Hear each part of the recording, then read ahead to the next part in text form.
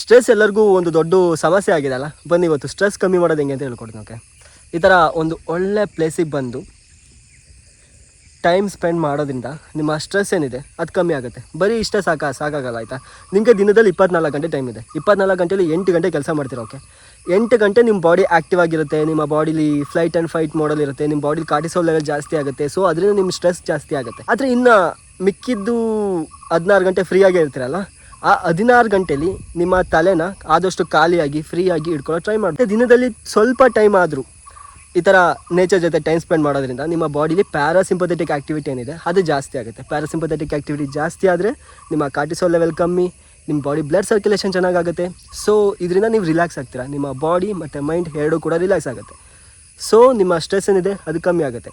ಇದನ್ನು ನೀವೆಲ್ಲರೂ ಕೂಡ ಫಾಲೋ ಮಾಡಬೇಕು. ಹೌದು, ನಿಮಗೆ ಈ ಥರ ಪ್ಲೇಸಸ್ಸು ಪ್ರತಿದಿನ ಹೋಗೋಕ್ಕಾಗಲ್ಲ, ಹೌದು ನಿಜ. ಆದರೆ ನೀವೇನಾದ್ರು ಸಿಟಿಲಿದ್ದರೆ ನಿಮಗೆ ಪಾರ್ಕ್ ಅಂತೂ ಅವೈಲೇಬಲ್ ಇರುತ್ತೆ, ಗಿಡ ಮರಗಳಂತೂ ಅವೈಲೇಬಲ್ ಇರುತ್ತೆ.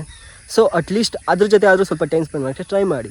ಇದರಿಂದ ನಿಮ್ಮ ಪ್ಯಾರಾಸಿಂಪಥೆಟಿಕ್ ಆ್ಯಕ್ಟಿವಿಟಿ ಜಾಸ್ತಿ ಆಗುತ್ತೆ, ಸ್ಟ್ರೆಸ್ ಕಮ್ಮಿ, ನಿಮ್ಮ ರೋಗಗಳು ಕಮ್ಮಿ. ಓಕೆ, ಈಗ ಹೆಚ್ಚು ವಿಡಿಯೋಗೋಸ್ಕರ ಏನು ಮಾಡಬೇಕು, ನನ್ನ ಫಾಲೋ ಮಾಡ್ಕೋಬೇಕು. ಯಾಕಂದರೆ ನಿಮ್ಮ ಆರೋಗ್ಯ ನನ್ನ ಆದ್ಯತೆ.